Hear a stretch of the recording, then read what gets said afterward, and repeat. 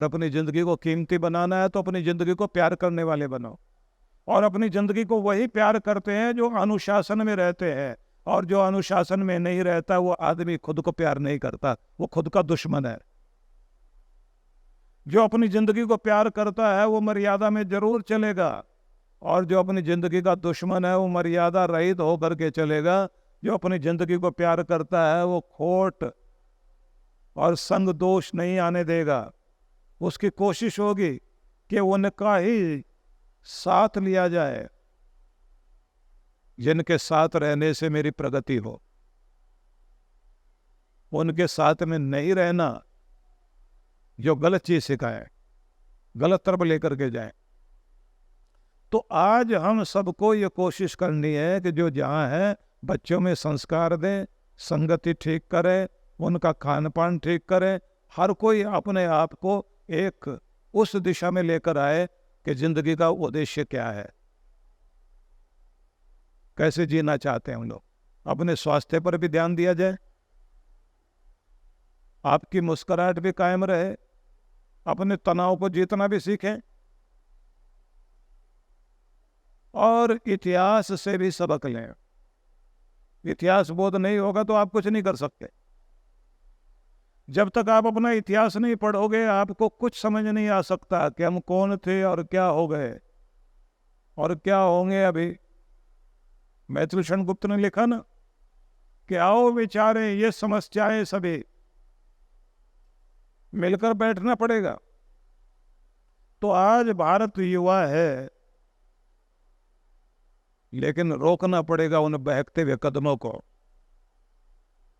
रोक दो हवा के कदम जो चली है आज, राष्ट्र को दहकता हुआ प्राण चाहिए। शिवा की पुकार के अनुयायियों उठो, आज विश्व को तुम्हारा ज्ञान चाहिए।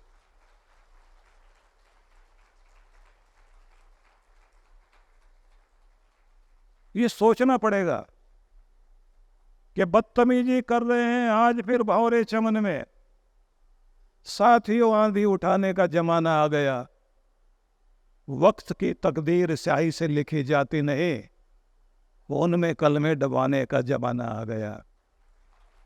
फिर से खड़ा होना पड़ेगा, युवाओं को जगाना पड़ेगा, सही दिशा देनी पड़ेगी, नहीं तो देश नहीं बचेगा, संस्कृति नहीं बचेगी, धर्म नहीं बचेगा।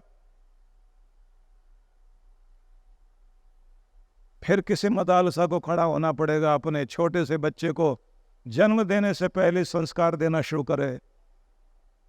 फिर किसी शकुंतला को खड़ा होना पड़ेगा, अपने भरत को खेलते हुए कहे कि चूहे और बिल्ली से नहीं खेला जाता, खेलना है तो शेर के बच्चों के साथ खेल, क्योंकि मेरा बच्चा शेर बनेगा।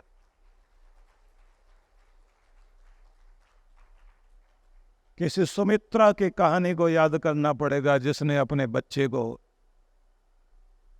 सेवा सिखा दी। ये सेवा क्या होती है? भाई का रक्षक बनकर, सेवक बनकर के जंगल में जाता है, हाथ में धनुष बाण लेकर के बैठा है पेड़ के साथ। नींद भी लेता है तो पेड़ के साथ पीठ टिकाकर। मैथिली शरण गुप्त लिखते हैं ना कि जाग रहा है कौन धनुर्धर, जबकि भुवन भर सोता है। सारी दुनिया सो रही है, ये कौन है जो धनुर्धर हाथ में धनुष लेकर के जागा हुआ है? ये वीर योगी कौन है? वो युवा लक्ष्मण।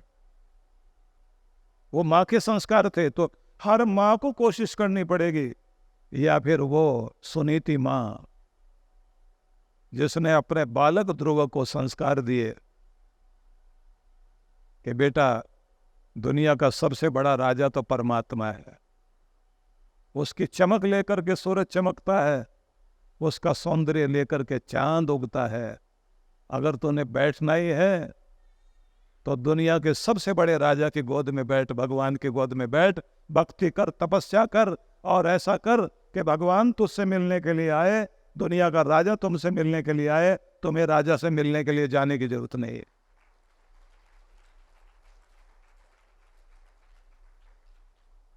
इसलिए मैं ये कहना चाहता हूं कि युवा शक्ति की अगर आवश्यकता है तो युवा शक्ति को जागृत करने के लिए सबको भूमिका निभानी पड़ेगी।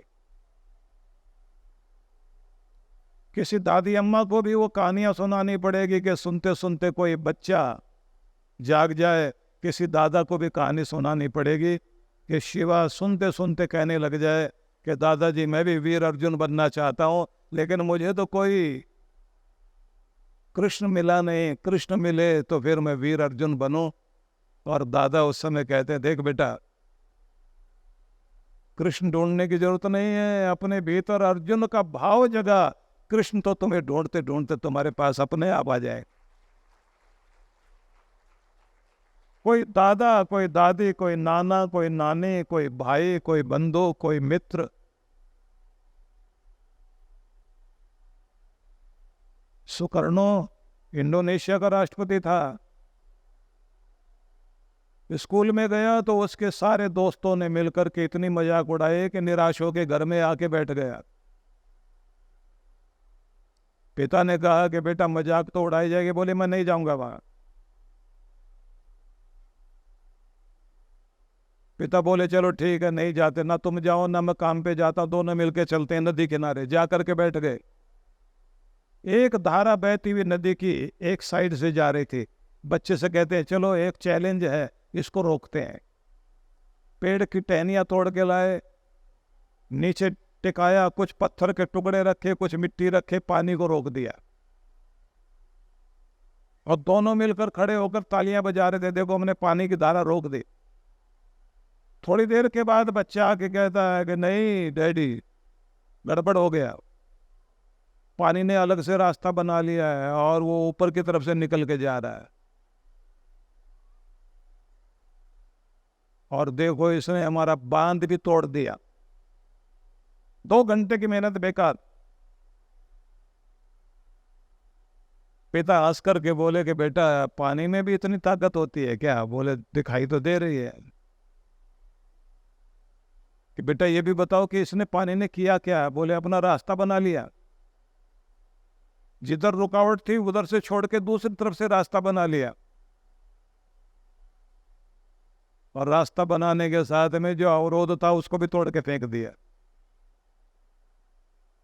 पिता ने कहा बस यही सिखाने के लिए यहां लेकर आया था।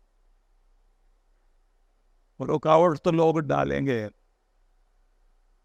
जिन दोस्तों के बीच तूने पढ़ना है, तुम्हें लगता है दोस्त नहीं दुश्मन है, रास्ता बनाना सीख पानी की तरह।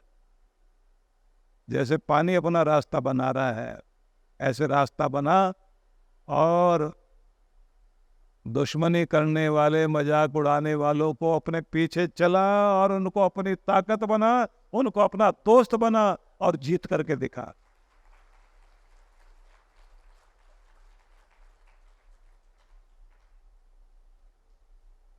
और उसी का परिणाम हुआ कि वो अपने देश का राष्ट्रपति बना। पिता समझाए और पुत्र समझे। बाद में सुकर्णों की पुत्री भी अपने देश की राष्ट्रपति बनी। मैं ये कहना चाहता हूँ कि अपने बच्चों को जब हम सिखाएंगे, उनके अंदर की लीडरशिप क्वालिटी को जगाएंगे, बहुत लोग सोचेंगे कि हम लोग छोटा छोटा प्रयास कर सकते हैं, लेकिन कुछ बड़ा प्रयास होना चाहिए। तो छोटा छोटा प्रयास आप करो, बड़ा मैं करता हूँ, और हम सारे मिलकर के एक बहुत बड़ा प्रयास करते हैं। परम पूज्य श्री सुधांशु जी महाराज और डॉक्टर अर्चिका दीदी जी के पावन सानिध्य में अयोध्या ध्यान साधना शिविर